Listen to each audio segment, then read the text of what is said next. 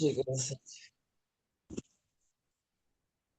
আউযু বিল্লাহি মিনাশ শাইতানির রাজিম বিসমিল্লাহির রহমানির রহিম রাব্বি জিদনি ইলমা রাব্বি জিদনি ইলমা রাব্বি জিদনি ইলমা। আসসালামু আলাইকুম রহমতুল্লাহ। যে যেখানে আছি, আল্লাহ তাআলা আমাদের সবাইকে ভালো রাখুক। যে আশায় একত্রিত হয়েছি, আল্লাহ যেন আমাদের সেই আশা পূরণ করেন। আমিন সুম্মা আমিন। আজকের ক্লাসে শুরুতেই আপনাদের রিভিশন পড়া দিয়ে আমরা পড়াটা শুরু করব। তারপরে আমরা যাব, আমাদের ধারাবাহিক ক্লাস ছিল পেনাল কোডের।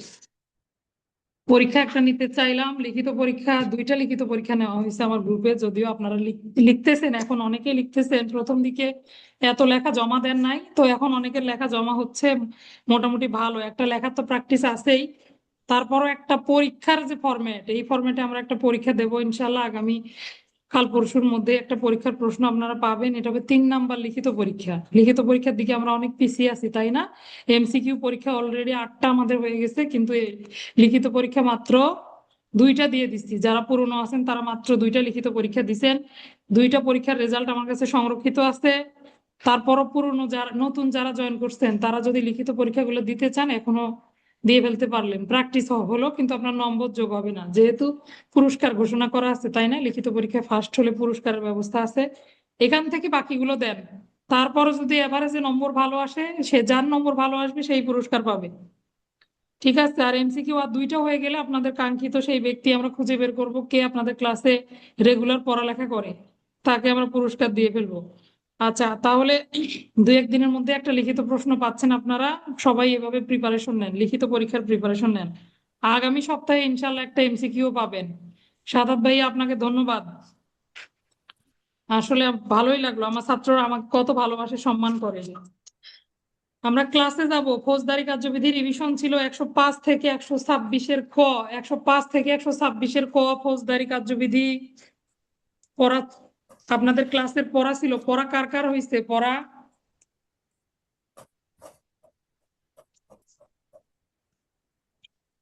105 থেকে 105 তো ওইদিকের চ্যাপ্টার। 106 থেকে ধরেন, 106 থেকে 126-এর ক। মুচলেকার, সদাচরণ শান্তি রক্ষার মুচলেকা, কোন মুচলেকাটার জন্য কতদিন সময় পাবেন, বা ওই ব্যক্তিকে ম্যাজিস্ট্রেট কতদিন সময়ের জন্য কারণ দর্শাবেন। আর কি, এই মুচলেকার মধ্যে কি কি থাকবে, মুচলেকার জন্য নোটিশ দিলে কি কি থাকবে, ওই লোককে পাওয়া গেলে কি করবে, না পেলে কি করবে, আর মুচলেকা যদি সে দিতে না চায় তাকে কারারুদ্ধ করা যাবে, বা এরকম কিছু। এই কয়েকটা ধারা হয়েছে, আপনাদের পড়া হয়েছে, পুরনো পড়া হয়েছে। আমি বলছি ক্লাসের পড়াটা সর্বপ্রথম কমপ্লিট করবেন, তারপরে ক্লাসে আসবেন।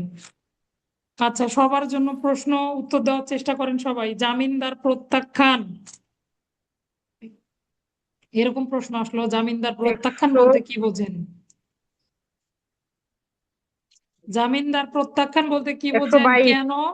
122, ঠিক আছে, 122। কেন একজন ম্যাজিস্ট্রেট জামিনদার প্রত্যাখ্যান করেন? বলো দেখি তানিয়া, যা ম্যাজিস্ট্রেট। ম্যাজিস্ট্রেটের রাবেয়া আপু বলেন। একজন ম্যাজিস্ট্রেট যদি ম্যাজিস্ট্রেট। মনে করেন যে আগে, হুম। হ্যাঁ, যে এই জামিনদারকে মানে প্রত্যাখ্যান করবে, তাহলে সে প্রত্যাখ্যান করতে পারে।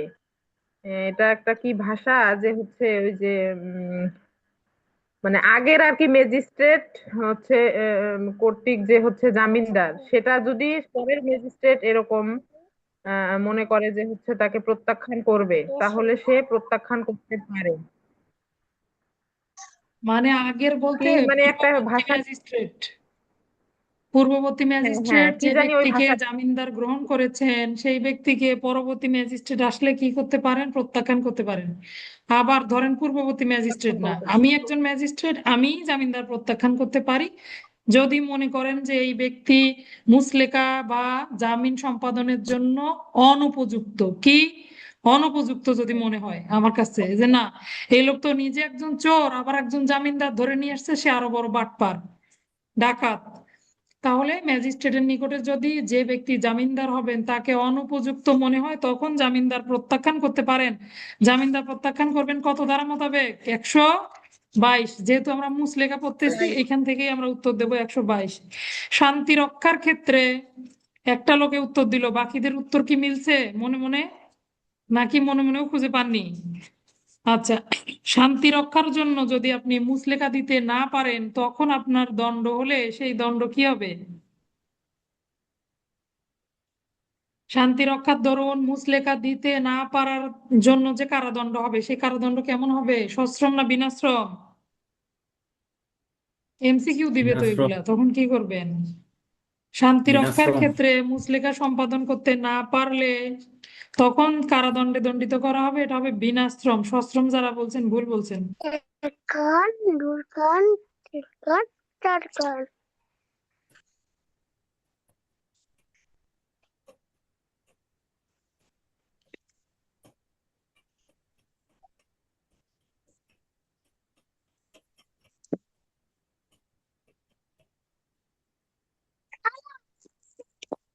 Putih buka. Apa putih buka?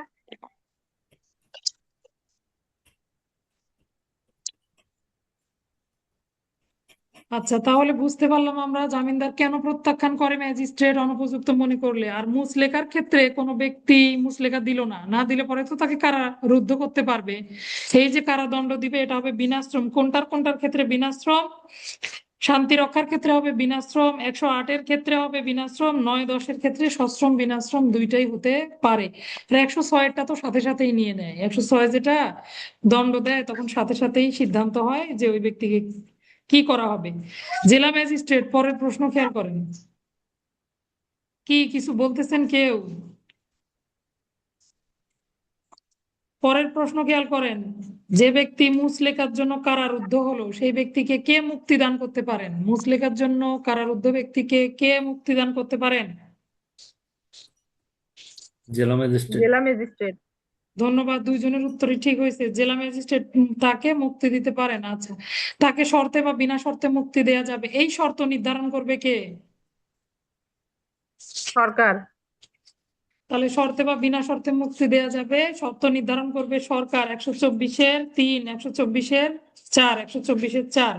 তিন। আচ্ছা, যারা আপনারা ক্লাস পান নাই তাদের কাছে একটু কঠিন লাগবে এগুলা। আচ্ছা, এরপরে আসেন, জেলা ম্যাজিস্ট্রেট মুচলেকা বাতিল করারও ক্ষমতা রাখে। একজনের সদাচরণের মুচলেকা নেওয়া হলো, সেটা যদি অধস্তন ম্যাজিস্ট্রেট নিয়ে থাকেন তাহলে জেলা ম্যাজিস্ট্রেট আবার মুচলেকা কি করতে পারবেন? বাতিলও করতে পারবেন। কত ধারা মোতাবেক এই মুচলেকাটা বাতিল করতে পারেন জেলা ম্যাজিস্ট্রেট? 124-এর 5 124-এর 5 হলো আপনি পালন করছেন কি করেন নাই। ওই যে শর্তগুলো দিল এগুলো আপনি পালন করলেন কি করলেন না সেই বিষয়ে বলার। আমার প্রশ্নটা ছিল আপু 125-এর। 125। 125-এর, তাহলে 125। 125।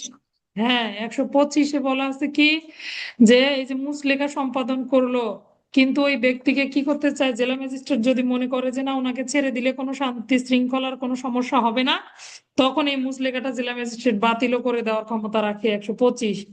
আচ্ছা, জামিনদার মনে করেন, ঘটনাটাকে বোঝার চেষ্টা করেন। আমি শান্তি ভঙ্গ করি এরকম একটা খারাপ লোক, তো আমাকে মুচলেকার জন্য কারণ দর্শানো হলো, তারপরে কি করলাম আমি? মুচলেকা সম্পাদন করলাম না। ধরেন আমাকে 118-তে আদেশ দিল, তাই না? মুচলেকা সম্পাদন করিনি, তখন আমাকে কারারুদ্ধ করা হলো। অথবা 3 বছরের অনধিক সময়ের জন্য আমি মুচলেকা সম্পাদন করলাম। 1.5 বছর পর গিয়ে আমি কি করলাম? যে শর্তে আমাকে মুক্তি দেওয়া হলো বা আমার মুচলেকা বাতিল করা হলো আমি সেটা লঙ্ঘন করলাম। পরবর্তী কি কার্যক্রম বলেন? পরবর্তী কি ব্যবস্থা? যে পুলিশ তাকে বলছেন না? বিনা কারণে গ্রেপ্তার করতে পারবো। হ্যাঁ, তাহলে এটা একটা অপশন। যদি শর্তে বা বিনা শর্তে তাকে মুক্তি দেওয়া হয়, এটাই কিন্তু 124-এর 5টা ছিল। হ্যাঁ, তাহলে ওই ব্যক্তিকে পুনরায় বিনা পরোয়ানায় গ্রেপ্তার করা যাবে যদি সে শর্ত লঙ্ঘন করে। বিনা পালন করে। পরোয়ানায় গ্রেপ্তার করা যাবে। আর যদি মনে করেন মুচলেকা সম্পাদন করলাম, আমার জামিনদার গিয়ে আবেদন করলো, অব্যাহতির জন্য আবেদন করলো, তখন কি ব্যবস্থা? 126 বাতিল ধারায় করে দেবে। পারবে। তখন 126-এ 126 জামিনদার ধারায়। আবেদন করলে 126-এ তো আবেদন করলো, তখন আমাকে ধরে নিয়ে আসবে না ওয়ারেন্ট দিয়ে, অথবা আমাকে সমন দিয়ে আমাকে নিয়ে আসবে আদালত। পরবর্তী কি কার্যক্রম? সমন বা ওয়ারেন্ট দিয়ে আমাকে নিয়ে আসার পর আদালত বাকি যে সময়টা থাকলো অনুত্তীর্ণ মেয়াদের জন্য জামানত দানের জন্য নির্দেশ দিবেন। তাহলে মুচলেকার অনুত্তীর্ণ মেয়াদের জন্য জামানত, বুঝতে পারছি ঘটনা। 126-এর ক। 126-এর ক, হুম। প্রশ্নটা ছিল 126-এর ক এর। তো তাহলে একটা হলো 124-এর 5-এ, যদি কোনো ব্যক্তিকে মুচলেকা দেওয়া হয়ে গেছে কিন্তু পরে তাকে শর্তে বা বিনা শর্তে মুক্তি দেওয়া হলো, তিনি শর্ত মানলেন না, তখন আপনি তাকে বিনা পরোয়ানায় গ্রেপ্তার করে নিয়ে আসতে পারবেন। পরের কার্যক্রম তো পরে।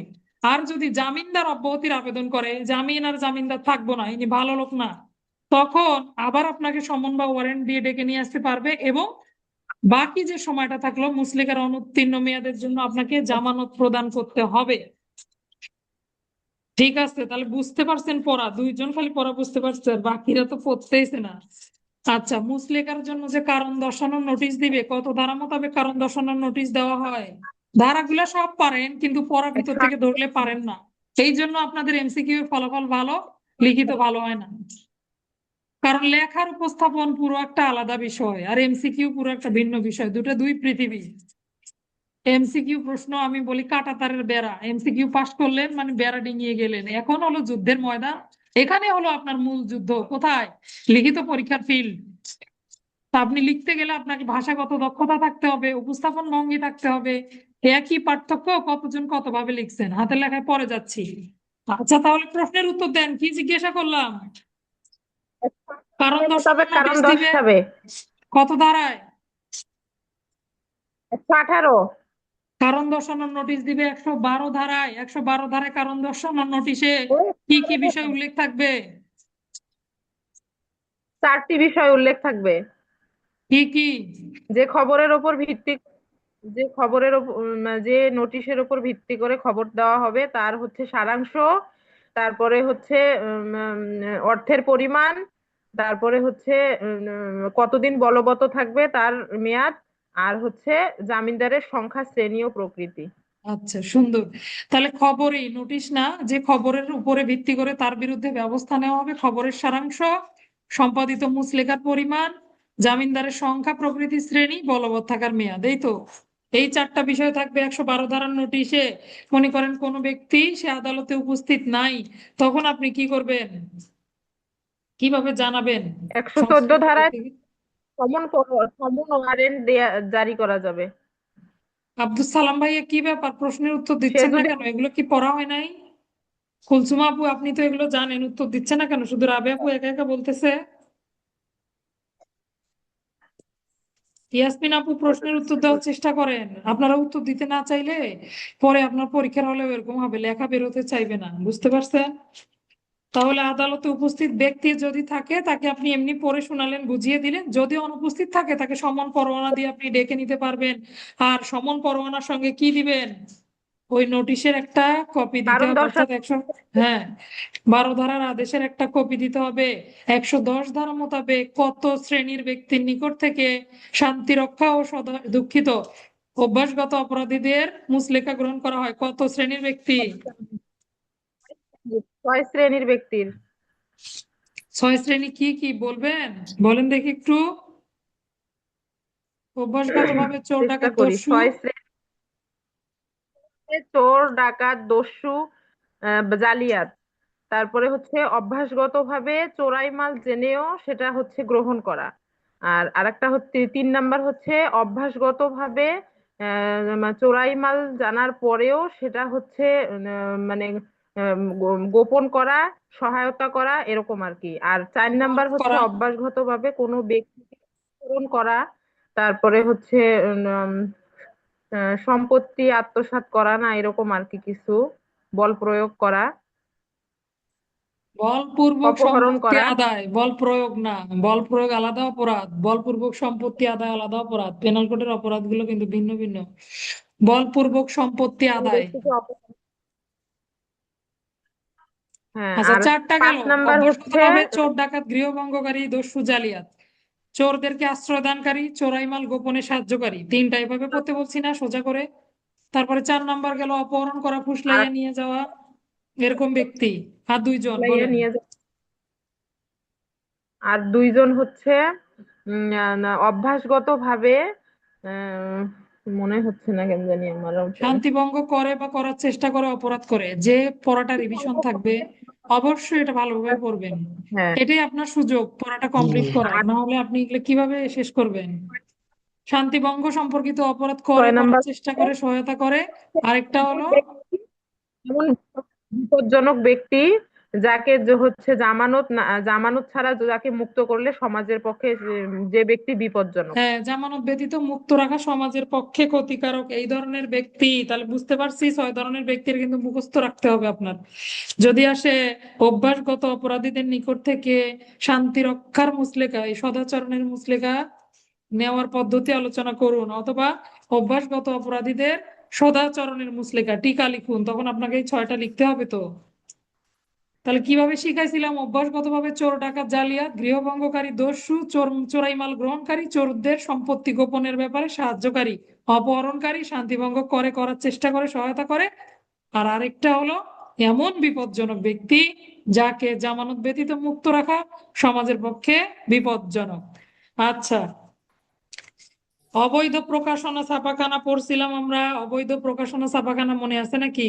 কত ধারা মোতাবেক এই অবৈধ ছাপাখানা প্রকাশনার বিরুদ্ধে ওয়ারেন্ট ইস্যু করা হয়? কত ধারা মোতাবেক? পুরনো পড়াগুলো কি তাই বলে ধরবো না? 99 আচ্ছা, 99-এর ক। 99 ক 99-এর ক এর সাথে 99-এর ক এর সাথে 108-এর কি পার্থক্য বলেন তো? 108 আর 99-এর ক এর কি পার্থক্য?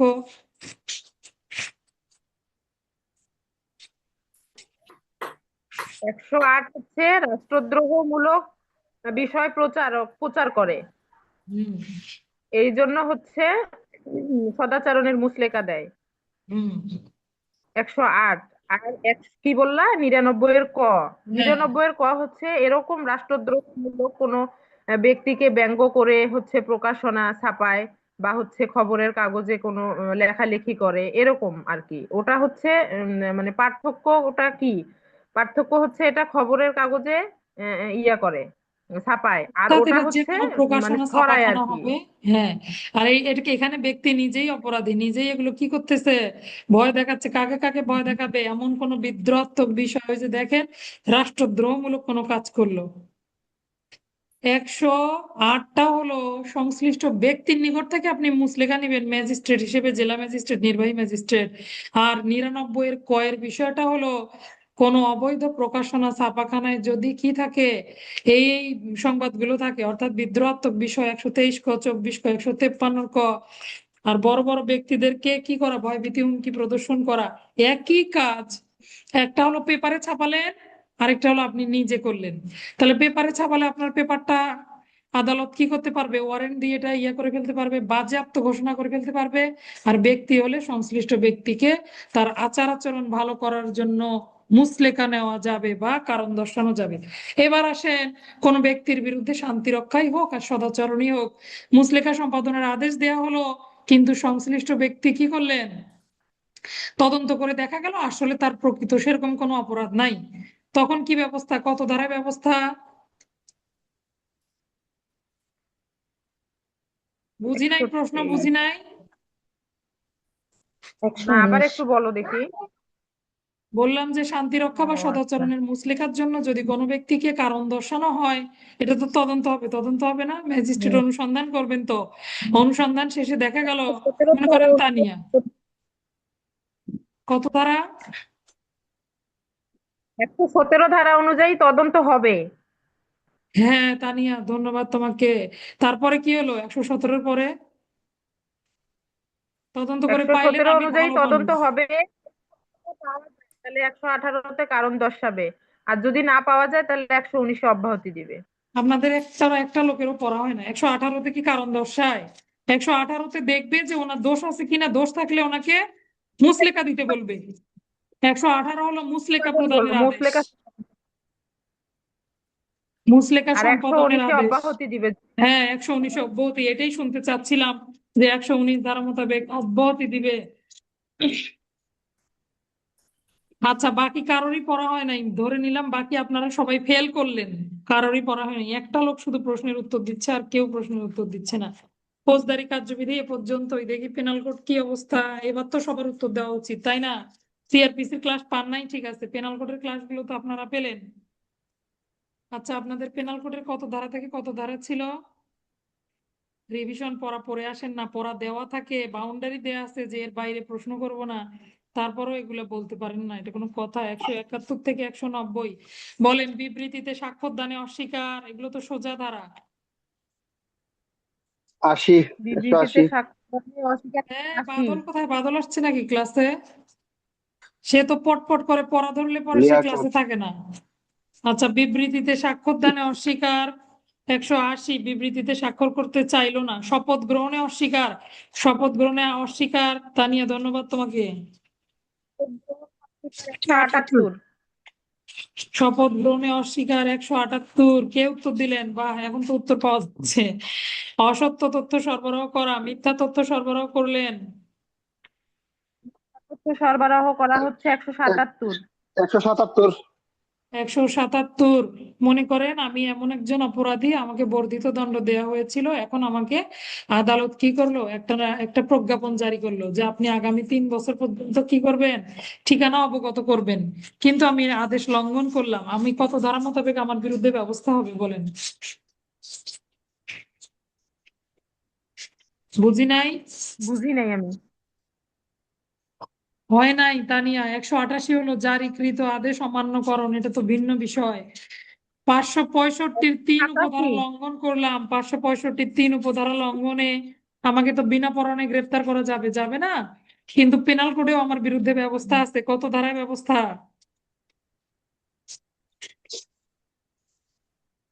181, 176। একটা লোকেরও পড়া হয় না কেন? আমি যখন 176 ধারা পড়াই, বলিনি যে এখানে 3 ধরনের তথ্য না দিলে সেই ব্যক্তিদের দণ্ড। একটা হলো নোটিশ বা তথ্য না দিলে, 44-45 ধারার যে সংবাদ সেগুলো না দিলে, আর একটা হলো কি, এই যে 565 অনুযায়ী যদি কোনো প্রজ্ঞাপন জারি হয় আর আপনি যদি সেটা অমান্য করেন, আপনার দণ্ড। 176 ধারায় 3 ধরনের ব্যক্তির দণ্ড। তাহলে কি এইভাবে পড়া পড়লে হবে রে তানিয়া? আচ্ছা, সরকারি 565, কর্মচারীর প্রশ্নের উত্তর দানে অস্বীকার, উত্তর কত ছিল? 176 ধারা ছিল সরকারি কর্মচারীর প্রশ্নের উত্তর দানে অস্বীকার করা। আচ্ছা। 179, 179 যে বলছেন সাদাত ভাই, আপনাকে ধন্যবাদ। 179, সরকারি কর্মচারীর ক্ষমতা প্রয়োগের ব্যাপারে, সরকারি কর্মচারীর ক্ষমতা প্রয়োগের ব্যাপারে আপনি মিথ্যা তথ্য দিলেন যেন পুলিশ অফিসার তাকে হয়রানি করে, দণ্ড কত ধারা? 82, 182। 182, আইনানুগভাবে সম্পত্তি গ্রহণে বাধা, 183, 183, সম্পত্তি গ্রহণে বাধা কুকে 183। বাধা আর জারি, হ্যাঁ হ্যাঁ হ্যাঁ, হতে পারে। মামলার কুকে বাধা এটাই সেটা ক্রোক হোক বা অন্য কিছু হোক, সম্পত্তি গ্রহণে বাধা দিলেই হচ্ছে 183। আচ্ছা, সরকারি কর্মচারী কর্তৃক জারিকৃত আদেশ অমান্যকরণ, জারিকৃত আদেশ অমান্যকরণ 188, 188, জারিকৃত আদেশ অমান্যকরণ। আর সরকারি কর্মচারীকে তিনি যেন দায়িত্ব পালন না করেন সেই ব্যাপারে তাকে ভয়ভীতি প্রদর্শন, 189, ভয়ভীতি প্রদর্শন 189। আর যে ব্যক্তি নিরাপত্তা বিধানার্থে, হ্যাঁ 189 লিয়াকত ভাইয়া ধন্যবাদ আপনাকে। 189 ঠিক আছে তো? আর যে ব্যক্তি সরকারি কর্মচারীর কাছে সাহায্য চাইতে গেল নিরাপত্তা বিধানার্থে, তাকে ভয়ভীতি দেখালে 190, 190। মনে করে 190 সমন জারি, হ্যাঁ ধন্যবাদ সবাইকে। সমন জারি এড়ানোর জন্য যদি আপনি কি করেন, আত্মগোপন করেন, দণ্ড 172, 172। 172। আর সমন জারিতে বাধা সৃষ্টি করলেন, প্রকাশনায় বাধা সৃষ্টি করলেন 173, 173, 173। বা এই কয়েকটা ধারা মোটামুটি আপনাদের ভালো হয়েছে তো পড়া?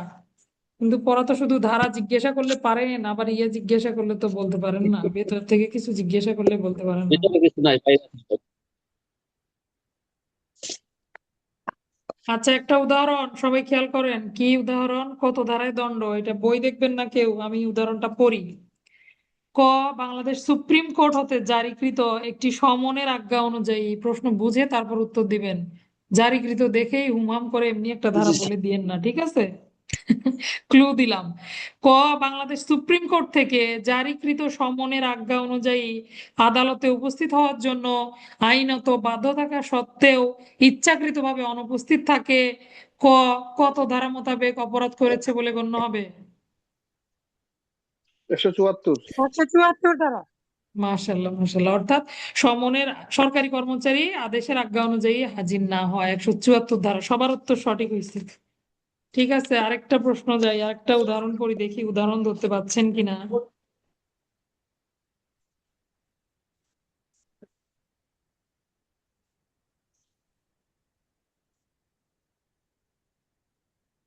আচ্ছা, যদি আসে যে এই ধারাটা আপনি কিভাবে প্রমাণ করবেন, এরকম প্রশ্ন আসলে কি লিখতে পারবেন আপনারা? প্রমাণ দেখেই কিন্তু সাক্ষ্য আইনে চলে যায়েন না। মনে করেন এরকম একটা প্রশ্ন আসলো যে নামক সরকারি কর্মচারী কর্তৃক নামক সরকারি কর্মচারী তিনি একটা আদেশ জারি করলেন আদালতের। এখন রেবেকা নামক একজন ব্যক্তি, সে কি করলো, আদালতের এই জারিকৃত আদেশ অমান্য করলো। তা আদালতের জারিকৃত আদেশ অমান্য করলে দণ্ড কত? 188, এটা তো আমরা জানি। এবার আসলো, আপনি কিভাবে প্রমাণ করবেন যে এই আদেশটা যথাযথভাবে জারি হয়েছিল এবং সেই লোকটা অমান্য করছে? কিভাবে প্রমাণ করবেন? এরকম যদি আসে কিভাবে লিখবেন? এটা কিন্তু খুবই সোজা, আপনি ধারার কথাগুলোই শুধু ঘুরায় পেঁচায় লিখবেন। যে ব্যক্তি আদেশ জারি করেছিলেন তিনি একজন সরকারি কর্মচারী ছিলেন, তিনি একটা আদেশ জারি করেছিলেন, এই আদেশটা তিনি পেয়েছিলেন, পাওয়ার পরেও আইনত ওই ব্যক্তি আদেশ জারির জন্য আইনত ক্ষমতা সম্পন্ন ছিলেন। এই আদেশ পাওয়ার পরেও তিনি কি করেন নাই, সময় মতো হাজির হন নাই, তারা জারিকৃত আদেশ অমান্য করেছিলেন। এরকম করে 4-5টা লাইন লিখলেই হবে। ভাষ্য পড়ে দেখবেন প্রত্যেকটা ধারার সঙ্গে সঙ্গে কিন্তু এভাবে লেখা আছে, বুঝতে পারছেন? তাহলে যে কোনো কিছু যদি প্রমাণ করতে বলে ওই ভেতরের কথাগুলোই শুধু গুছিয়ে লিখে দিলেই হবে। আচ্ছা, এরপরে আসেন অন্য একটু ধরি, দেখি পুরোনো পড়াগুলো মনে আছে নাকি। বেআইনি সমাবেশের সংজ্ঞা বলেন। 141। 141। এগুলো পড়া বাইরের, এগুলো আপনাদের ক্লাস রুটিনের বাইরের পড়া। এগুলো আপনারা ইচ্ছা মতো উত্তর দিলে দেন, সমস্যা নেই। এগুলোর জন্য বকা খাবেন না আর কি, আর পারলে ভালো, সমস্যা নাই। এটা আপনাদের রুটিনের বাইরের পড়া। ব্যক্তিগত প্রতিরক্ষার অধিকার প্রয়োগকালে কোনো কাজে অপরাধ নয়। 99 ধারা। 99। হইলো নাকি? 99 ধারায় ছিল কোন ক্ষেত্রে ব্যক্তিগত প্রতিরক্ষার অধিকার নাই? তাহলে আপনারা ফেল মারলেন। 96 ধারা প্রশ্ন ছিল, 96 ধারা। 96, 97। হ্যাঁ, 96, 97ও লিখতে পারেন, হ্যাঁ 97 লেখা যাবে। তবে প্রশ্ন কিন্তু ছিল 96 ধারার ব্যক্তিগত প্রতিরক্ষা। তাহলে দেখেন এইটা একটা বেসিক জায়গা। এখানে যদি আপনার এখনো ভুল ধারণা থেকে থাকে তাহলে আপনি পরীক্ষার হলে মাথা গরম থাকবে, আপনি আর কি করবেন? তাহলে ব্যক্তিগত প্রতিরক্ষার অধিকার প্রয়োগকালে কোনো কাজ অপরাধ নয়, 96 ধারা। বেআইনি সমাবেশ, মারাত্মক অস্ত্রে শস্ত্রে সজ্জিত হইয়া বেআইনি সমাবেশ করলে দণ্ড 144। 44 ধারা। 144। সেটাই যদি দাঙ্গা হয় তখন 148। 148। জোড়া জোড়া ধারা, তাই না? 48। 44-এ হলো মারাত্মক অস্ত্রে শস্ত্রে সজ্জিত হয়ে বেআইনি সমাবেশ, আর দাঙ্গা হলো মারাত্মক অস্ত্রে শস্ত্রে সজ্জিত হয়ে দাঙ্গা হলো 148। আর দুইটা পাশাপাশি ধারা পড়তে বলছিলাম, 151, 145। কি কি আছে 151, 145-এ? 145 বেআইনি সমাবেশ, হয়নি এখন। বেআইনি সমাবেশ। আচ্ছা, আপনারা যারা কথা বলেন না ক্লাসে তারা ভাঙ্গে মাইক্রোফোন দেওয়া কেন খুলে রাখেন? হাতে চিৎকার করা বা অবস্থান করা। একটাতে হলো সমাবেশটা বেআইনি হয়ে গেছিল, সেটা ছত্রভঙ্গ করার আদেশ দান করার পরেও সেখানে অবস্থান। আর আরেকটাতে হলো অবস্থান করা। সমাবেশ এখনো কি হয় নাই, বেআইনি হয় নাই। 45-এর সমাবেশটা বেআইনি, 51-র সমাবেশটা কিন্তু বেআইনি নয়। আচ্ছা, বেআইনি নয়। সহায়তাকৃত কাজের ফলে কার্যটি সম্পাদন হলো এবং পরিণতি ভিন্ন হলো, সেক্ষেত্রে কি করবেন? ভিন্ন পরিণতির ক্ষেত্রে 112। 113। ফলাফল ভিন্ন হলে 113। 112 তো 2টা দণ্ডে দণ্ডিত হবে 112। সংক্ষেপে মনে রাখতে বলছিলাম যে সংক্ষেপে এভাবে মনে রাখবেন। সহায়তা করা হলো, ঘটনা ঘটলো, কিন্তু ভিন্ন অভিপ্রায় 110। একই অভিপ্রায়, একই কাজ, একই ঘটনা ঘটলো, কোনো শাস্তির সুস্পষ্ট বিধান নাই 109। আর সহায়তাকৃত কার্য ভিন্ন কার্য সম্পাদন হলো, যে কাজে সহায়তা দিলেন সেটা সহ হতে পারে, সেটা ছাড়াও হতে পারে। ভিন্ন কার্য সম্পাদন হলে কত দণ্ড? 111 আর 111কে দণ্ড দিতে গেলে আপনি 112 ধারাটাও ব্যবহার করবেন। বলেন বর্ধিত দণ্ড কত ধারায় বর্ধিত দণ্ড আছে? পেনাল কোড কত ধারায় বর্ধিত দণ্ড? 75 75 ধারা। বর্ধিত দণ্ডের 75 ধারা। সংজ্ঞাটা একটু শুনি। লিয়াকত ভাইয়া বলেন যদি বর্ধিত কোনো দণ্ডের ব্যক্তি সংজ্ঞা। দণ্ডবিধি আইনের 12 এবং 17 অধ্যায়ের অপরাধগুলো বারবার করে, তাহলে ওই ব্যক্তিকে ওই দণ্ডের দ্বিগুণ দণ্ড দেওয়া বর্ধিত দণ্ড। বারবার করে না আপু, এভাবে লেখা যাবে না। লিখবেন যদি কোনো ব্যক্তি পেনাল কোডের 12 এবং 17 অধ্যায়, এটা একটু ব্যাখ্যা করে দিবেন 12 অধ্যায় কি 17 অধ্যায় কি। এক্সামিনার তো আর আপনাকে জানবে না যে 12 অধ্যায় কি 17 অধ্যায় কি। আপনি লিখবেন 230 থেকে 263 ক মুদ্রা সংক্রান্ত যে অপরাধ এবং 378 থেকে 462 খ সম্পত্তি সংক্রান্ত যে অপরাধ, এই অপরাধ করার পর 3 বা ততোধিক বছরের জন্য দণ্ডিত হওয়ার পর আবার যদি পুনরায় একই অপরাধ করে সংশ্লিষ্ট ব্যক্তিকে যাবজ্জীবন কারাদণ্ড বা 10 বছর কারাদণ্ডে দণ্ডিত করা যাবে। এভাবেই একই রকমের অপরাধ একবার করার পর একই অপরাধ পুনরায় করলে অপরাধের দণ্ডের মাত্রা কি হয়ে যায়? বৃদ্ধি পায়। এই দণ্ড বা এভাবেই দণ্ড প্রদান করাকেই বলে বর্ধিত দণ্ড। হুম হুম তাহলে বুঝতে পারলাম বর্ধিত দণ্ড কি। না, আপনাদের সাথে পারি না, আপনারা সবাই মাইক্রোফোন গুলো খুলে রাখেন। ঠিক আছে, পড়া মোটামুটি হচ্ছে। আচ্ছা, নির্জন কারাবাস সর্বসাকুল্যে কতদিন দেওয়া যাবে? 15 দিন, তো 3 14 দিন, 14 তাহলে দিন, এখনো আপনারা 15 দিন 14 দিনের করতেছেন, বেশি 3 হবে না। মাস করতেছেন। আপনাদের কি পড়া হচ্ছে 14 দিনের বেশি ইয়াসমিন হবে আপু? না। সরি হইল স্যার, নাকি? 14 আমি দিনের বলছি বেশি হবে না। নির্জন কারাবাস সর্বমোট সর্বমোট কতদিন দেওয়া যাবে? সর্বোচ্চ 3 মাস। প্রশ্ন বোঝেন না, উত্তর দিবেন কি? সর্বোচ্চ 3 মাস দেওয়া যাবে। একটানা যদি বলে একটানা কতদিন একজন ব্যক্তিকে নির্জনে রাখা একটানা যাবে? 14 এটার দিনের উত্তর বেশি হলো হবে না। 14 দিন। 14 দিন। তাহলে 14 দিন। প্রশ্ন বোঝেন না, উত্তর দিবেন কি? আপনারা তো প্রশ্নই বোঝেন না। পড়া ভালো করে না পড়লে এরকম হবে। পড়ার মধ্যে যখন গ্যাপ থাকবে, আপনি পড়তেছেন, আপনার পড়ায় গ্যাপ, কোনটা কি বলছে আপনি এটাই বোঝেন না, বেসিক পার্থক্য বোঝেন না, তাহলে তো মুশকিল। আসেন আমরা আমাদের ধারাবাহিক ক্লাসে যাব। একটানা কতদিন প্রশ্নগুলো বোঝেন। একটা লোককে আপনি একটানা 3 মাস নির্জনে রাখলে সে পাগল হবে না? তাহলে কি করতে হবে? একটানা 14 মরে দিনের যাবে। বেশি রাখা যাবে না। হ্যাঁ। আর আর যদি সব মিলে তার পুরো দণ্ড মিলে আপনি সশ্রম কারাদণ্ড হলে সব মিলে আপনি 3 মাস, তাকে সর্বোচ্চ দণ্ড দেওয়া যাবে কতদিন? 3 মাস। এর বেশি দণ্ড দেওয়ার বিধান নাই। ঠিক আছে, সবার মাইক্রোফোন গুলো বন্ধ করে দিচ্ছি। আমরা আজকে গুরুত্বপূর্ণ ক্লাসে যাব। যখন আবার আমি প্রয়োজন হবে আবার মাইক্রোফোন খুলে দিচ্ছি আপনাদের, ঠিক আছে? না হলে আপনারা ক্লাসের সময় ভীষণ বিরক্ত করেন, খালি খালি মাইক্রোফোন খুলে রাখেন। গত ক্লাসে আমরা কত দূর পর্যন্ত পড়েছিলাম? 318 পর্যন্ত পড়েছি, তাই না? আজকে আমাদের শুরু হবে 319 আঘাতের অধ্যায়। খুবই গুরুত্বপূর্ণ অধ্যায়। আঘাত কাকে বলে? এরকম আসে, আঘাত কাকে বলে সংজ্ঞা দিন। আবার প্রশ্নগুলো আগে চিন্তা করি, দেখেন এই চ্যাপ্টার থেকে কি কি ধরনের প্রশ্ন আসে। আঘাত কাকে বলে? গুরুতর আঘাত কাকে বলে? আবার আঘাত করার জন্য কোনো ব্যক্তি অপর কোনো ব্যক্তিকে আঘাত দান করলো, সেই ব্যক্তির শাস্তি আলোচনা করুন। স্বেচ্ছাকৃতভাবে আঘাত দান করা কাকে বলে? স্বেচ্ছাকৃতভাবে গুরুতর আঘাত দান করা কাকে বলে? এরকম প্রশ্ন। আঘাত এবং গুরুতর আঘাতের মধ্যে পার্থক্য লিখুন। আচ্ছা, গত ক্লাস যে পড়ছিলাম, গত ক্লাসের পড়াগুলো মনে আছে আপনাদের? গর্ভপাত সংক্রান্ত যে অপরাধগুলো আমরা পড়েছি, এগুলো ক্লাসের শেষে একটাবার পড়া জিজ্ঞাসা করব, নাহলে তো সব ভুলে যাবেন। গর্ভপাতকরণ কি কি পড়ছিলাম আমরা? 315 থেকে 12 থেকে পড়ছি। 312 হচ্ছে গর্ভপাত কাকে বলে। 313 পড়ছি সম্মতি ব্যতিরেকে গর্ভপাত। মনে আছে নাকি? একজন রিভিশন দেন দেখি, পারবেন? যে রিভিশন দিতে চান সে হাত তোলেন দেখি। যে স্যার গত ক্লাস আমার মুখস্থ মনে আছে। যেটা ধারাবাহিক পড়া দেই সেটাই পারেন না, আর গত ক্লাসকে কি রিভিশন দিবেন, তাই না? শোনেন, এত অবহেলাতে থাকলে হবে না। লিয়াকত ভাইয়া পড়া দিবে, বাহ মাশাল্লাহ মাশাল্লাহ। ভাইয়া শুনি, দেখেন আমি রিকোয়েস্ট দিয়েছি আপনাকে। স্যার হ্যাঁ হ্যাঁ বলেন, একটু শুনি দেখি। স্যার 312।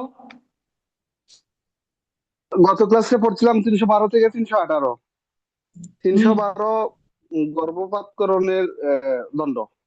312 সেটা সম্মতি সহ হইতে পারে, সম্মতি ব্যতিরেকে হইতে পারে নারীর। 313-তে নারীর সম্মতি ব্যতিরেকে গর্ভপাত, যদি নারীর সম্মতি না থাকে সেই ক্ষেত্রে যদি গর্ভপাত তার দণ্ড। 314 গর্ভপাত করানোর পরে উদ্দেশ্যে গর্ভ এই উক্ত কার্যের ফলে যদি নারীর মৃত্যু ঘটে, তার দণ্ড। 315 শিশুর জীবন্ত ভূমিষ্ঠ হওয়ার ক্ষেত্রে বাধা দান কিংবা উহার মৃত্যু ঘটিবার উদ্দেশ্যে কৃতকার্য, জন্মের পরে মৃত্যু ঘটানোর উদ্দেশ্যে কৃতকার্য। 316 অপরাধজনক নরহত্যা বলে গণ্য এমন এইরূপ কার্যের সাহায্যে জীবন্ত অজাত শিশুর মৃত্যু ঘটানো। 317 মা বাবা কিংবা তত্ত্বাবধায়কের তত্ত্বাবধায়ক কর্তৃক 12 বছরের নিম্ন বয়স্ক শিশু পরিত্যাগ বা বর্জন করা, দণ্ড। আর 318 মৃতদেহ গোপন ব্যবস্থার মাধ্যমে তার জন্ম গোপন করা, 318। সুন্দর ভাইয়া, মাশাআল্লাহ। 319 কথা আঘাত, হলো 320 ছেলেরা করা। যখন পড়া বলবেন, ছেলেরা ভিডিওতে আসবেন, সামনে আসার সুযোগ থাকলে সামনে আসবেন, ঠিক আছে? সামনে এসে পড়া দিবেন। ইয়াসমিন আপু আমি বলছে তো সেও আউটে পারবে। আছি, আউট অফ স্টেশন, জন্য আমি আর আইছি না। আচ্ছা ঠিক আছে, আজকে সমস্যা নিশ্চয়ই। শোনেন, 312-তে কিন্তু সম্মতি অসম্মতির কথা কোনো কিছুই বলা হয়নি, শুধু গর্ভপাতের দণ্ড বলা আছে। হ্যাঁ, যখনই সম্মতি ব্যতিরেকে হবে তখনই আপনার দণ্ড চলে যাবে 313। বুঝতে পারছি, তার মানে সম্মতি সহই ধরে নিতে পারি আমরা 312। তো যদিও নারী সম্মতি দেয়, নারীরও দণ্ড হবে 312। সম্মতি ব্যতিরেকে কথাটা যখনই আসবে এটা তখনই আপনারা 312 পর্যন্ত থাকলো না, দণ্ড চলে যাবে 313-তে। ঠিক আছে, সুন্দর হয়েছে। আজকে আমরা আমাদের ধারাবাহিক ক্লাসে যাব। আচ্ছা, মাইক্রোফোন বন্ধ করে ফেলেন লিয়াকত ভাইয়া, আপনাকে ধন্যবাদ। আসেন স্যার, তাহলে আমরা দেখি আঘাত। আঘাত পড়বো আমরা আজকে। আঘাত সহজেই মনে রাখার উপায় কি? আঘাত আমরা তো এমনি বুঝি, একজন ব্যক্তি আরেকজন ব্যক্তিকে মারলো মানে সে কি করলো? আঘাত দান করলো। পেনাল কোডের ভাষায় যদি আপনি আঘাত চিন্তা করেন, 3টা ব কি কি আছে? 3টা ব: বেদনা, বিমার, বৈকল্য। ভাষ্যতেই দেয়া আছে শর্টকাট টেকনিক কিভাবে আপনি আঘাত মনে রাখবেন। যদি কোনো ব্যক্তি অপর কোনো ব্যক্তিকে এই 3টি কাজ করে, এমন দৈহিক যন্ত্রণা দেয় যার ফলে সে কি পেল? বেদনা, ব্যথা পেল, বেদনা, বিমার হয়ে গেল। আর বৈকল্য, বৈকল্য মানে বুঝি না, বিকল হয়ে যাওয়া, কোনো অঙ্গ বিকল হয়ে যাওয়া। তাহলে যদি কোনো ব্যক্তি অপর কোনো ব্যক্তিকে দৈহিক যন্ত্রণা, পীড়া বা বৈকল্য দেয়, তাহলে সে আঘাত দান করেছে বলে গণ্য হবে। আর যদি আপনি ওইভাবে মনে রাখতে চান তাহলে তো আরো ভালো। যদি কোনো ব্যক্তি অপর কোনো ব্যক্তিকে দৈহিক ভাবে বেদনা দান করে, বিমার করে অথবা বৈকল্য ঘটায়, তাহলে তিনি আঘাত দান করেছেন বলে গণ্য হবেন।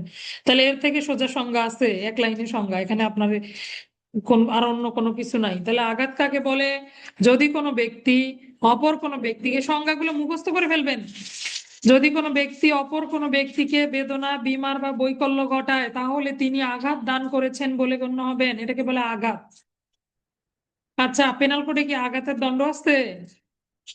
আঘাতের কিন্তু দণ্ড নাই। আপনারা জানেন কিনা আঘাতের কোনো দণ্ড আছে কিনা? আঘাতের দণ্ড নাই। কিরকম অবাক করা কথা না? আঘাতের দণ্ড নাই। কিসের দণ্ড আছে? স্বেচ্ছাকৃতভাবে আঘাত দানের দণ্ড আছে। আপনাকে আমি ব্যথা দিয়ে ফেললাম, এটা তো অ্যাক্সিডেন্টলি হতেই পারে, ঘটনা যে কোনো ভাবে লাগলো, তাই না? যদি দুর্ঘটনা হয় তাহলে কি হবে? দুর্ঘটনা হলে সেই যে আমরা ব্যতিক্রম পড়েছি না, ব্যতিক্রমের দায় দিয়ে আমরা রেহাই পেয়ে যাব। কিন্তু যদি আমি স্বেচ্ছাকৃতভাবে আপনাকে ব্যথা দেওয়ার উদ্দেশ্যেই আঘাত দান করি, তাহলে আমি কি করলাম? আপনাকে আঘাত দিয়ে ফেললাম, এটার দণ্ড আছে। এই জন্য আপনারা আঘাতের চ্যাপ্টারে, অন্যান্য চ্যাপ্টারে আপনারা 2টা করে সংজ্ঞা পাবেন, আঘাতের চ্যাপ্টারে 4টা সংজ্ঞা। এটা কিন্তু অনেকেই বোঝে না। আঘাতের যে অধ্যায়, এই অধ্যায়ে কয়টা সংজ্ঞা আছে? 4টা সংজ্ঞা। আঘাত কাকে বলে, গুরুতর আঘাত কাকে বলে, স্বেচ্ছাকৃতভাবে আঘাত দান, স্বেচ্ছাকৃতভাবে গুরুতর আঘাত দান। বুঝতে পারছি? তাহলে কয়টা সংজ্ঞা পাবো আমরা? 4টা সংজ্ঞা। দেখেন, এগুলো কিন্তু শুধু সংজ্ঞা, এখানে কিন্তু দণ্ড নাই। তাহলে দণ্ড শুরু হয়েছে 323-24 থেকে শুরু হয়েছে দণ্ড, 23 ধারা থেকে। আর আপনি দেখেন কোথাও আঘাতের দণ্ড নাই, লেখা আছে স্বেচ্ছাকৃতভাবে আঘাতের দণ্ড। যদি কোনো ব্যক্তি অপর কোনো ব্যক্তিকে স্বেচ্ছাকৃতভাবে আঘাত দান করে, স্বেচ্ছাকৃতভাবে, আমার ইচ্ছাই ছিল আপনাকে আঘাত করা, আপনাকে কষ্ট দেয়া, তখন আমার দণ্ড আছে। নর্মালি কি নাই, এমনি আঘাতের কোনো দণ্ড নাই। জাস্ট এখানে বোঝানো হয়েছে আঘাত জিনিসটা কি, আঘাত কাকে বলে। সংজ্ঞা এই হলো 318, দুঃখিত 319। তাহলে আঘাত কাকে বলে 319, গুরুতর আঘাত কাকে বলে 320। এরপরে আসেন, কোনো ব্যক্তি যদি অপর কোনো ব্যক্তিকে ইচ্ছাকৃতভাবে আঘাত দান করে তাহলে তিনি স্বেচ্ছাকৃতভাবে আঘাত দান করেছেন বলে গণ্য হবেন। আর এরপরে আপনি এই কাজের দণ্ড পাবেন। বুঝতে পারছি, ঘটনা বুঝি নাই। অনেকের কিন্তু এটা মাথায় ঢোকে না, একটু ভালোভাবে মনোযোগ দেন তাহলে বুঝতে পারবেন। অর্থাৎ আঘাত একটা নাম, যে আঘাত জিনিসটা কি সেটা বোঝানো হয়েছে 319-এ। গুরুতর আঘাত জিনিসটা কি, এটা একটা সংজ্ঞা। মনে করেন ফৌজদারি কার্যবিধি বই, আপনাকে বলা হলো যে এটা একটা বই, তো এই বই জিনিসটা কি এটাকে প্রথমে বোঝানো হয়েছে, তারপরে ধারার আলোচনায় গেছে তারা। এরকম প্রথমে আঘাত কাকে বলে বোঝানো হয়েছে, এরপরে আঘাতটা কখন অপরাধ বলে গণ্য হবে, স্বেচ্ছাকৃতভাবে আপনি দিলে তখন এটা অপরাধ হয়ে যাবে। এই অপরাধের জন্য দণ্ডের ব্যবস্থা আছে। বুঝছি। অনেকে একটু আমার মতো কম বোঝে, তাদের একটু কষ্ট হবে, দু একবার নেন ঠিক হয়ে যাবে। তাহলে প্রথমে আপনাকে পেনাল কোড বুঝিয়েছে যে আঘাত জিনিসটা কি, গুরুতর আঘাত জিনিসটা কি। এরপরে বলছে স্বেচ্ছাকৃত যদি আপনি করেন আপনার এটা অপরাধ হবে। তারপরে বলেছে এগুলার দণ্ড। আসেন তাহলে পরি, আঘাত করলাম আমরা, যদি কোনো ব্যক্তি অপর কোনো ব্যক্তিকে বেদনা দান করে, বিমার করে, বৈকল্য ঘটায়, তাহলে সেই ব্যক্তি আঘাত দান করেছে বলে গণ্য হবে। এই হলো আঘাতের সংজ্ঞা 319। এরপরে আমরা দেখব 320 কি, গুরুতর আঘাত। গুরুতর আঘাত কাকে বলে, নিম্নলিখিত বর্ণনাধীনের যে আঘাতগুলো রয়েছে, 8 প্রকারের আঘাত। কয় প্রকারের আঘাত, 8 প্রকারের আঘাত। পড়া জিজ্ঞাসা করবো 8 প্রকারের আঘাত কার কার মুখস্থ হয়। 8 ধরনের আঘাত গুরুতর আঘাত বলে গণ্য হবে। প্রথমত পুরুষত্বহীনকরণ, দ্বিতীয়ত দুই চোখের যে কোনোটির, দুটাই হতে হবে এমন কোনো কথা নাই, যে কোনো একটা হলেও হবে। দুই চোখের যে কোনোটির দৃষ্টি শক্তি রহিতকরণ। রহিতকরণ বুঝি না, নষ্ট করে দেয়া, আপনার দৃষ্টি আর কাজ করছে না, এটাকেই বলে রহিতকরণ। তাহলে দুই চোখের যে কোনোটির দৃষ্টি শক্তি রহিতকরণ, দুই কানের যে কোনোটির শ্রবণ শক্তি রহিতকরণ। যে কোনো একটা হলেও হবে, দুইটা করলে তো হলোই, একটা করলেও গুরুতর আঘাত বলে গণ্য হবে।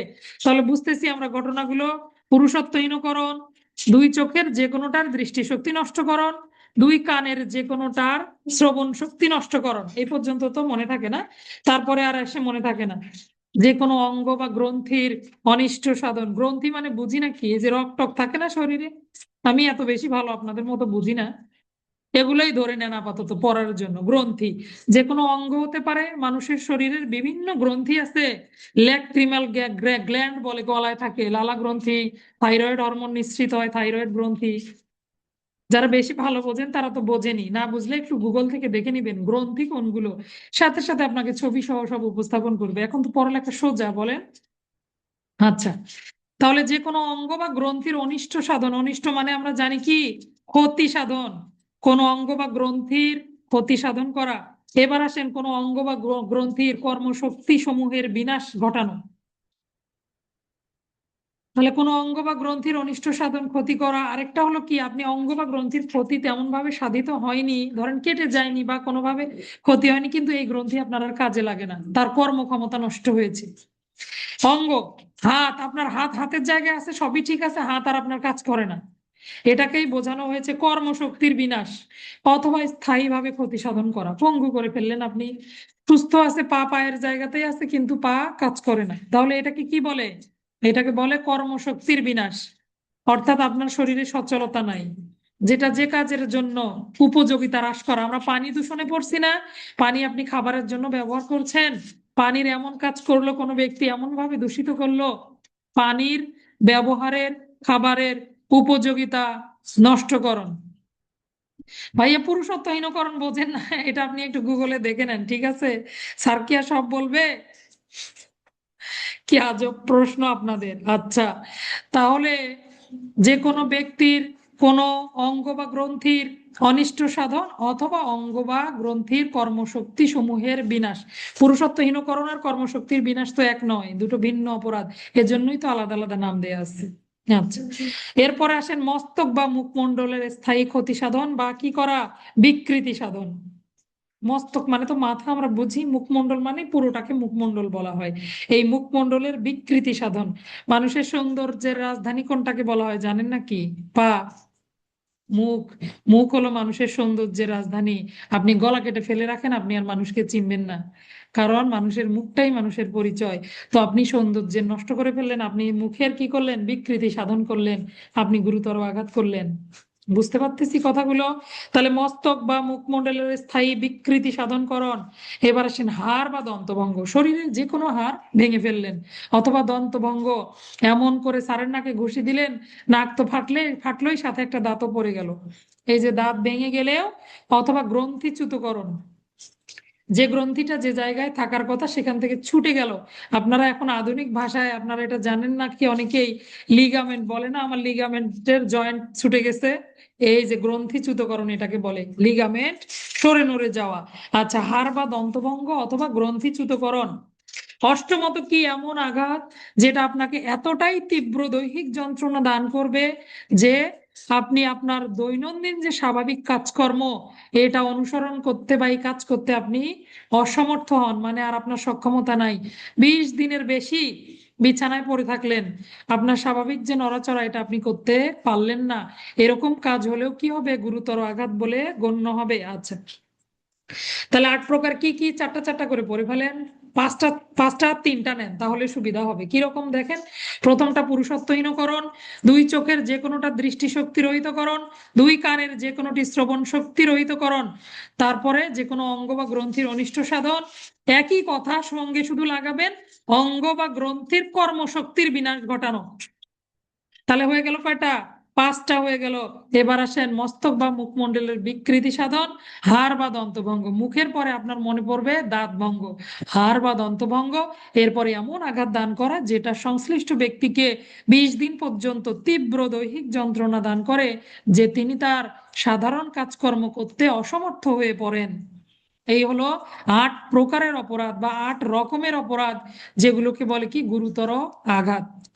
তাহলে আপনি একজন ব্যক্তিকে মারধর করলেন, মারধর করার পরে কি হলো, তেমন কোনো কিছুই দেখা গেল না, তার সেরকম কোনো জখমের চিহ্ন শরীরে নাই, কিন্তু সে 20 দিন অসুস্থ হয়ে বিছানায় পড়ে থাকলো, তাহলে কি হবে, অবশ্যই গুরুতর আঘাত হবে।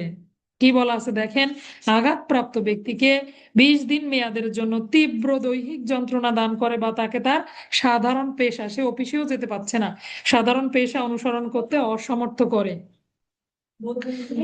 দেখেন মাঝে মাঝে ইয়া হয়, মানে আমার অ্যাডভোকেট সাহেব মাঝে মাঝে গল্প করে।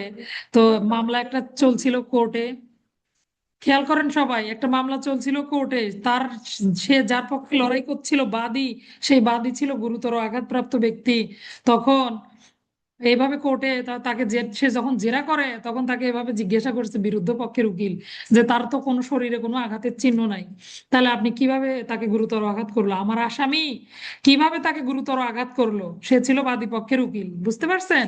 তো তখন সে বলছে মেডিকেল সার্টিফিকেটটা এভাবে শো করছে, সিম্পল হার্ট থাকে অনেক সময় সাধারণ জখম, গ্রিভিয়াস হার্ট থাকলে থাকে কিন্তু গুরুতর জখম। এখন ওইভাবে কোনো কিছু লেখা নাই, কিন্তু সেই লোকটা 20 দিন পর্যন্ত কি ছিল, অসুস্থ হয়েছিল, অর্থাৎ সে মেডিকেলেই 20 দিন ছিল, 20 দিনের বেশি ছিল আর কি।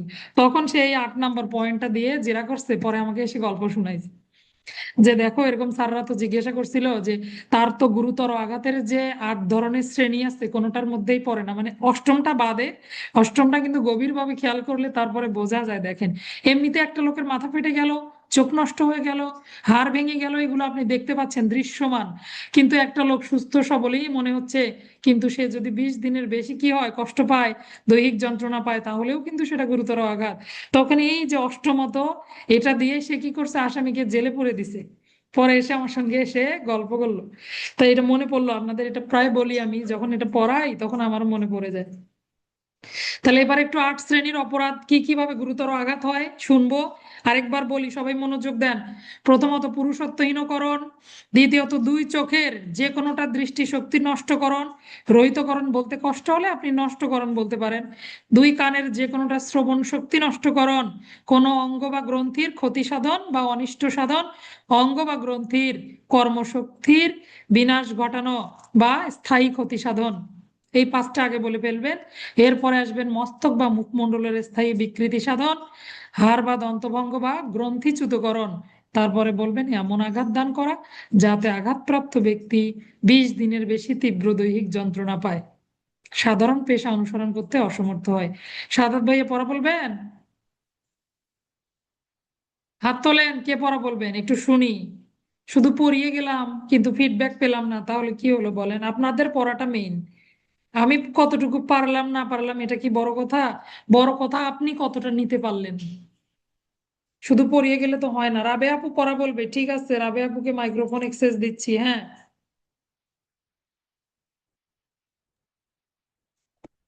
বলেন। গুরুতর আঘাত, কোনো ব্যক্তি গুরুতর আঘাত পেয়েছে, তা না হচ্ছে না, নিম্নের আটটি। শুরুটা এভাবে করেন, নিম্নোক্ত 8 শ্রেণীর অপরাধ বা 8 শ্রেণীর আঘাত গুরুতর আঘাত বলে গণ্য হবে, এভাবে শুরু করেন। আচ্ছা, প্রথমত হচ্ছে পুরুষত্বহীনকরণ, দ্বিতীয়ত হচ্ছে দুই চোখের যে কোনো একটি দৃষ্টিশক্তি রহিতকরণ, তৃতীয়ত হচ্ছে দুই কানের যে কোনো একটি শ্রবণ শক্তি রহিতকরণ, চতুর্থত হচ্ছে যে কোনো অঙ্গ বা গ্রন্থির অনিষ্ট সাধন, পঞ্চমত হচ্ছে যে কোনো অঙ্গ বা গ্রন্থির কর্মশক্তির বিনাশ বা স্থায়ী ক্ষতি সাধন, তারপরে হচ্ছে ষষ্ঠত হচ্ছে মস্তক বা মুখমণ্ডলের বিকৃতিকরণ, সপ্তমত হচ্ছে হাড় দন্ত বা গ্রন্থিচ্যুতকরণ, আর অষ্টম হচ্ছে এমন আঘাত যা জীবন বিপন্ন করে বা কোনো লোককে 20 দিন পর্যন্ত তীব্র যন্ত্রণা ভোগ করে, বা তার হচ্ছে মানে যা তার সাধারণ হচ্ছে কর্মক্ষমতার অযোগ্য করে তোলে আর কি। আচ্ছা স্বাভাবিক যাক। যেটা সেটা থেকে হুম। তাকে। রাবে আপু অনেক সুন্দর হয়েছে পড়া, জীবন বিপন্ন করে, আমি তো এটা বলতে ভুলেই গেছি, দেখছেন উনি পড়ে ফেলছে, মাশাল্লাহ। ঠিক আছে, লিয়াকত ভাইয়া পড়া বলতে চাইছে। লিয়াকত ভাইয়া যেহেতু পড়া বলছেন, এর আগে আরেকজনকে নেই, ইয়াসমিন আপু। হুম নিম্নলিখিত 8 প্রকার অপরাধ হবে গুরুতর অপরাধ। প্রথমত, স্থায়ীভাবে না, গুরুতর অপরাধ না প্রথমত আপু, গুরুতর পুরুষত্বহীন। আঘাত হবে, আঘাত। হুম, গুরুতর আঘাত। প্রথমত পুরুষত্বহীনকরণ, দ্বিতীয়ত স্থায়ীভাবে দুই চোখের যে কোনো একটি চোখের দৃষ্টিশক্তি রহিতকরণ, তৃতীয়ত স্থায়ীভাবে দুই কানের যে কোনো একটি শ্রবণ শক্তি রহিতকরণ, তারপরে চতুর্থত যে কোনো অঙ্গ বা গ্রন্থির অনিষ্ট সাধন, পঞ্চমত যে কোনো অঙ্গ বা গ্রন্থির কর্মশক্তি সমূহের বিনাশ বা স্থায়ী ক্ষতি সাধন, তারপর ষষ্ঠত মস্তক বা মুখমণ্ডলের স্থায়ী বিকৃতিকরণ, ষষ্ঠত। তারপরে সপ্তমত হাড় বা দন্ত বা গ্রন্থিচ্যুতকরণ, তারপরে অষ্টমত এমন আঘাত বা দৈহিক যন্ত্রণা যে ব্যক্তি 20 দিন পর্যন্ত দৈহিক যন্ত্রণা ভোগ করে বা তার জীবন বিপন্ন হয়, সে স্বাভাবিক কাজকর্ম করতে পারে না 20 দিনের বেশি। সুন্দর, এগুলি হচ্ছে গুরুতর মাশাল্লাহ। আঘাত। আচ্ছা মামুন স্যার একটু চেষ্টা করেন, আমরা পড়া শুনবো।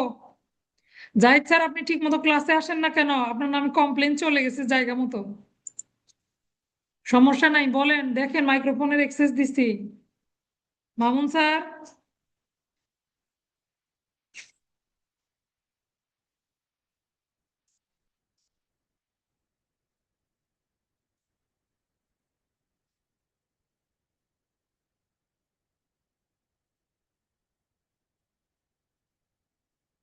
বলা যাচ্ছে না? আচ্ছা আরেকবার ট্রাই করেন, আরেকবার ট্রাই করেন।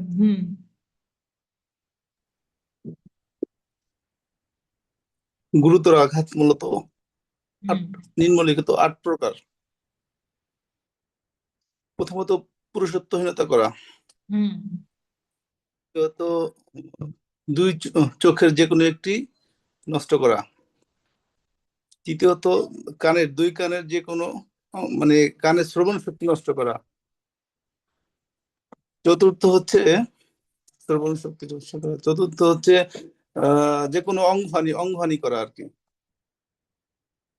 যে কোনো একটা অঙ্গহানি করা, আর পঞ্চম যে কোনো অঙ্গহানির অবশ করা বা এর কার্যক্ষমতা নষ্ট করা আর কি।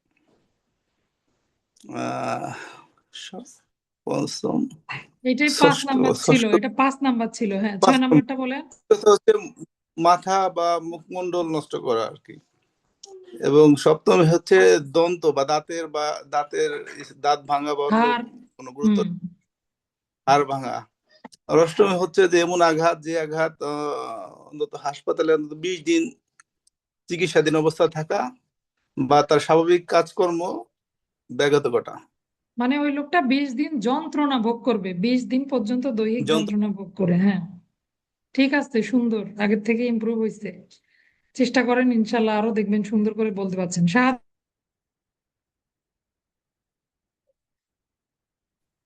আসসালামু আলাইকুম স্যার। গুরুতর আঘাতের সংজ্ঞা 8টি।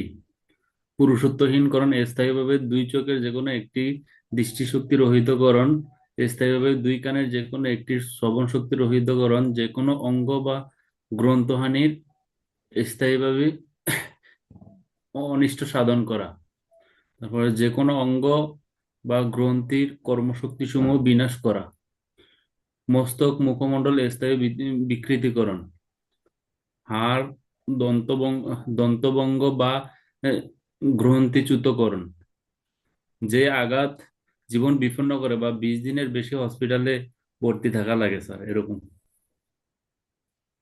মাশাআল্লাহ, অনেক সুন্দর, খুবই ভালো হয়েছে। আচ্ছা, আমরা পরের অংশে যাব। হ্যাঁ, আর বাকিদের পড়া নিতে পারছি না, ক্লাস তো শেষ করতে হবে। সুন্দর, আপনারা ছেলেরাও ভালোই বলছেন, মেয়েরাও অনেক সুন্দর বলছেন। একদম বইয়ের লাইনগুলো হুবহু বলতে হবে এমন কোনো কথা নাই, কিন্তু আপনার সুন্দর করে ভাষা দিয়ে যদি আপনি উপস্থাপন করতে পারেন, এনাফ। তাহলে আসেন আমরা পরের ধারাগুলো দেখবো। পরের ধারাগুলো কি কি? তাহলে কি কি পড়লাম? 19-20 পড়লাম।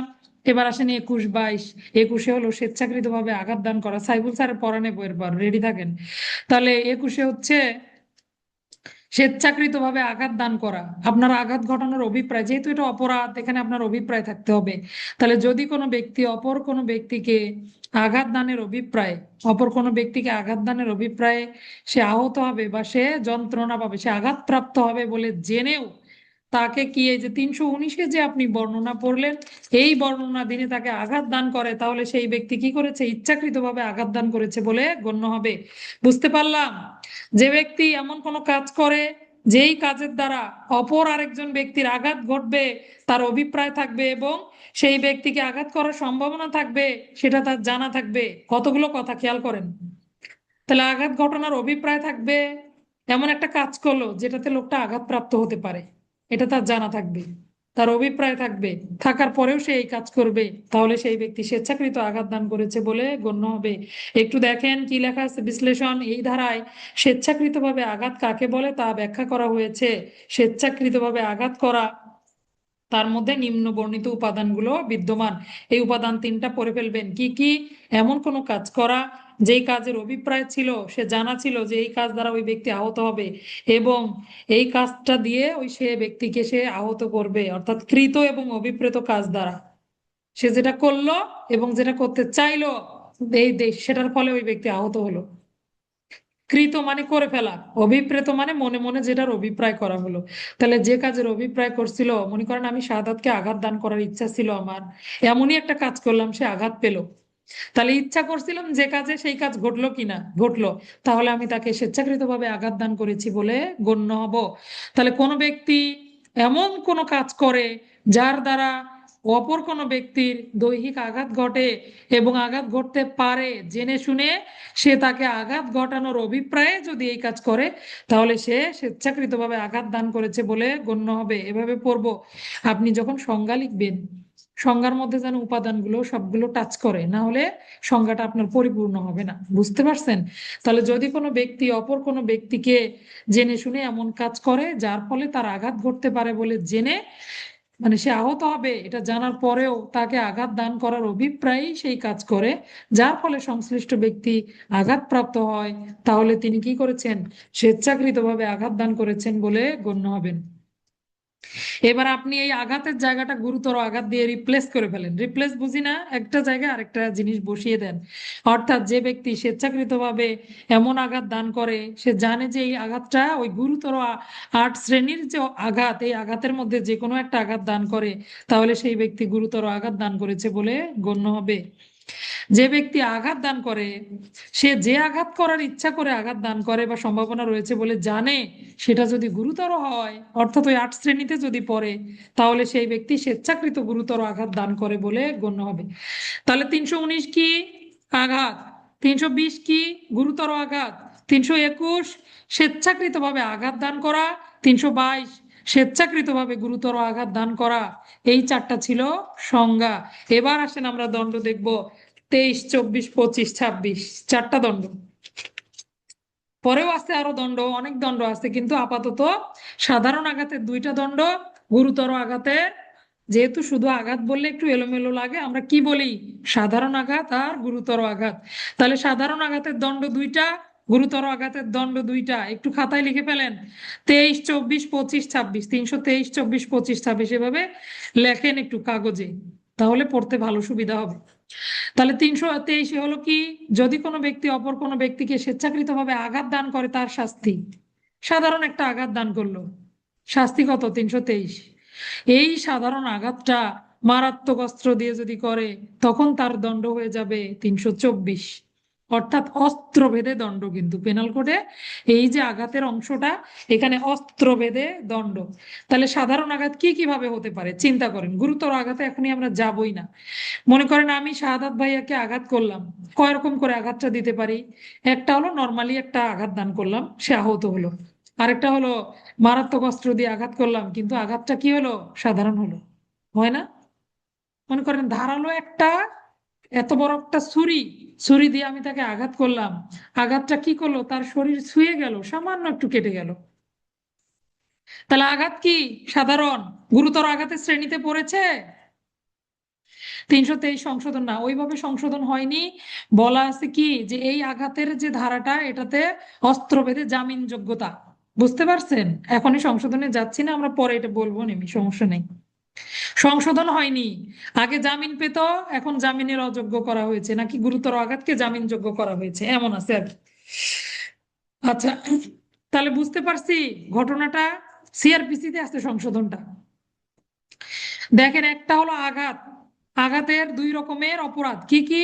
নর্মালি আপনি আঘাত দান করলেন 323, মারাত্মক অস্ত্র দিয়ে সাধারণ জখম হতে পারে না। অস্ত্র মারাত্মক, কিন্তু সামান্য একটু চিরে গেছে, ধরেন অল্প আঘাত হয়েছে তার। গুরুতর আঘাতের যে শ্রেণী, সেটাতে যদি না পড়ে, আপনি কি তাকে গুরুতর আঘাতের দণ্ড দিতে পারবেন? গুরুতর আঘাতের শ্রেণীতে না পড়লে কোনো ব্যক্তিকে গুরুতর আঘাতের দণ্ড দেয়া যায়? যায় না। কিন্তু তার হাতে কি ছিল? আমার হাতে কি ছিল? মারাত্মক অস্ত্র ছিল। মারাত্মক অস্ত্র ছিল, কিন্তু আঘাতটা কি হলো? আঘাতটা কিন্তু সাধারণ হলো। বুঝতেছি কথাগুলো? একটা হলো সাধারণ আঘাতের দণ্ড 323, মারাত্মক অস্ত্র দিয়ে সাধারণ আঘাতের দণ্ড 324। এই পর্যন্ত বুঝছি কিনা? ধারা 2টা। আঘাত সাধারণ হয়েছে, অস্ত্র সাধারণ, কি? 323। মারাত্মক অস্ত্র, আঘাত সাধারণ, কি? 324। এই জন্য লিখতে বললাম, পাশাপাশি লিখে রাখেন সাধারণ আঘাতের দণ্ড। পরেরটাতে লেখেন আঘাত সাধারণ কিন্তু অস্ত্র মারাত্মক, 324। লিয়াকত ভাই আপনাকে ধন্যবাদ, বাকিরা বুঝতে পারেনি, তারা রেসপন্স করতেছে না। আচ্ছা, এরপরে আমরা 25, 26-এ যাব। ঠিক বলতেছি তো ধারা নাকি? ঠিকই তো আছে, তাহলে 324 লিখলেন। আচ্ছা, 25, 26 দেখেন। এবার আসেন মারাত্মক অস্ত্র দিয়ে মারাত্মক আঘাতের শাস্তি। স্বেচ্ছাকৃতভাবে যদি কোনো ব্যক্তিকে আপনি গুরুতর আঘাত দেন, দণ্ড কত? 325। এটাই যদি মারাত্মক অস্ত্র মারাত্মক, আঘাত মারাত্মক, তখন দণ্ড কত? 326। একটা হলো নর্মালি গুরুতর আঘাতের শাস্তি। আপনি এমনি একটা লোককে ধাক্কা দিয়েছেন, সে পড়ে গেছে, তার কানের শ্রবণ শক্তি নষ্ট হয়ে গেছে, গ্রন্থিচ্যুত হয়ে গেছে, হাড় ভেঙে গেছে। আমি কাকে ধাক্কা দিলাম? আমি মনে করেন জাহিদ স্যারকে ধাক্কা দিলাম, জাহিদ স্যার পড়ে গেল, তার কি হলো? গ্রন্থিচ্যুত হয়ে গেল, লিগামেন্ট ছিঁড়ে গেল, আল্লাহ মাফ করুক। আচ্ছা, মনে করেন সে আমাকে ধাক্কা দিল, আমি পড়ে গেলাম, পড়ে গিয়ে আমার দৃষ্টিশক্তি নষ্ট হয়ে গেল, হতেই পারে। তখন দণ্ড কত? সে আমাকে কি করলো? গুরুতর আঘাত দিল, দণ্ড কত? 325। এইবার আসেন, জাহিদ স্যারের হাতে ছিল কি? অনেক বড় একটা কুড়াল, সে কুড়াল আমার দিকে ছুঁড়ে মারলো, কুড়াল লেগে কি হলো, যে কোনো একটা গুরুতর আঘাত ঘটলো। তাহলে মারাত্মক অস্ত্র ছিল না, অস্ত্র ভেদে পার্থক্য করা হয়েছে। প্রথমটা হলো শুধু গুরুতর আঘাতের শাস্তি, পরেরটা হলো 326 মারাত্মক অস্ত্র দিয়ে গুরুতর আঘাতের শাস্তি। বুঝতে পারছি এই চারটা ধারা? তাহলে এবার আমার প্রশ্নের উত্তর দেন। অস্ত্র মারাত্মক, আঘাত মারাত্মক, দণ্ড কত? মেসেজ দেন।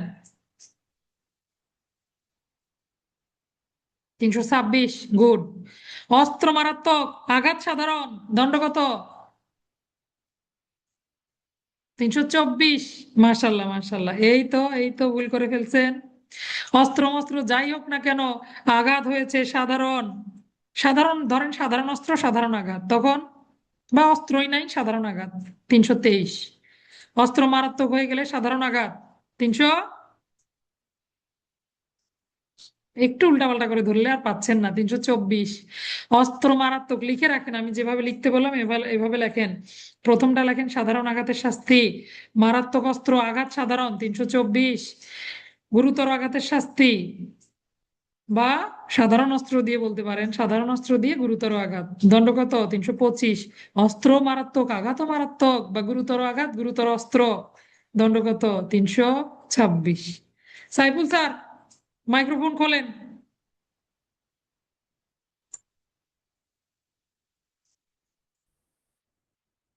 বলেন, শুধু আঘাত, বলেন। আমি আপনাকে জি। আঘাত করলাম, দণ্ড কত?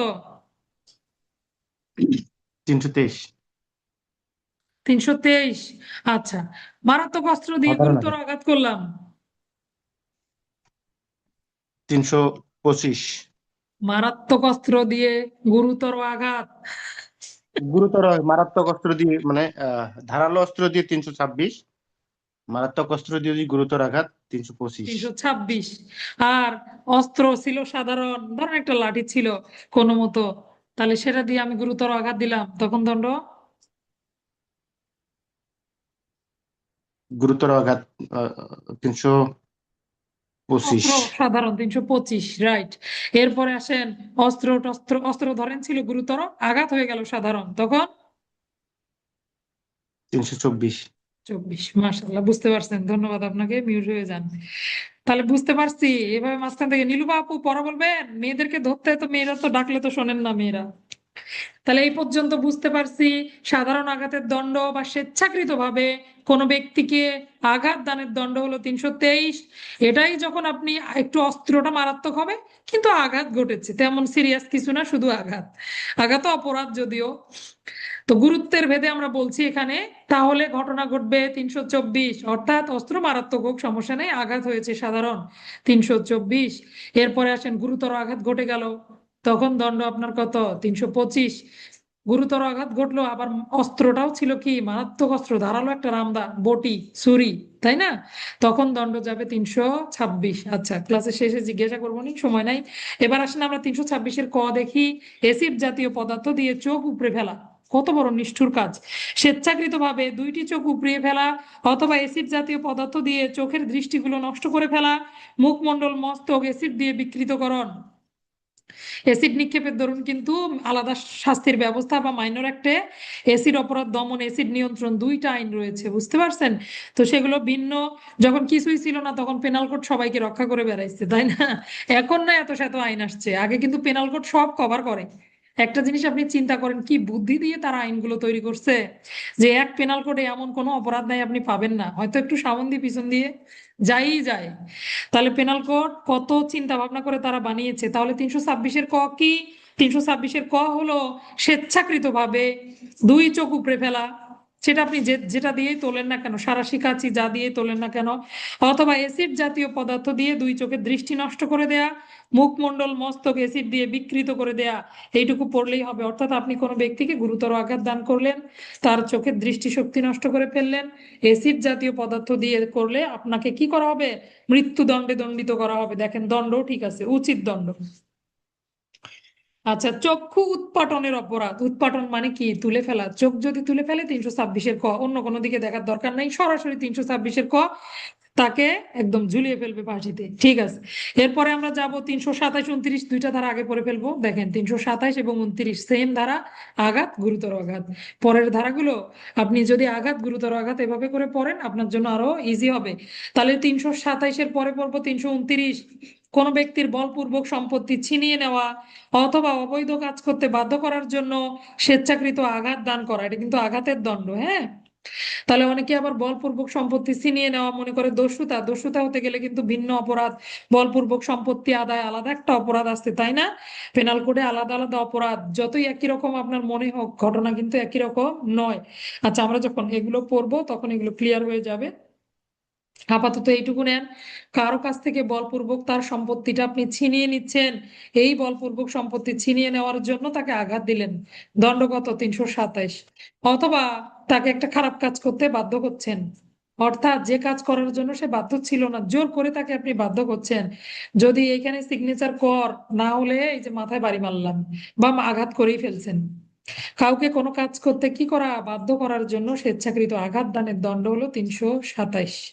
তাহলে বলপূর্বক সম্পত্তি ছিনিয়ে নেওয়া অথবা কোনো অবৈধ কাজে বা যে কাজে সে বাধ্য ছিল না সেই কাজে বাধ্য করার জন্য আঘাত দান 327, গুরুতর আঘাত দান 329।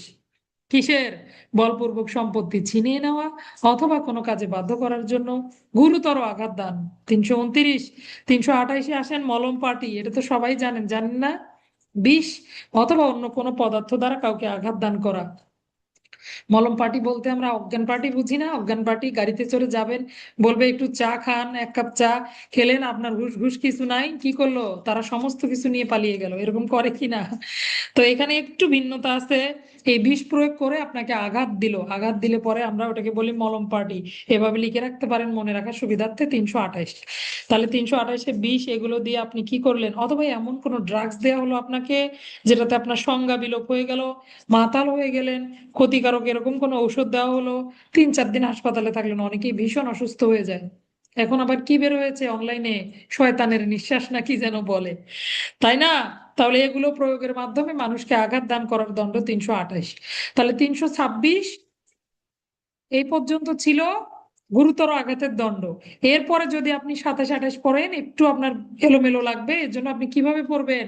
327 29, 28টা মনে রাখবেন মলম পার্টি। বুঝতে পারছি? এরপরে আসেন 330, বলপূর্বক স্বীকারোক্তি আদায় অথবা সম্পত্তি প্রত্যার্পণে বাধ্য করার জন্য স্বেচ্ছাকৃত আঘাত দান। শাহাদাত নামক একজন পুলিশ অফিসার, সে কি করলো? সে নীলুপা নামক একজন অপরাধী, যদিও নারী অপরাধীর সঙ্গে পুরুষের কোনো কাজ নেই, মনে করি কে জাহিদ স্যারের কথা মনে করি, মনে করেন শাহাদাত নামক একজন পুলিশ অফিসার জোর করে জাহিদ নামক জনৈক অপরাধীর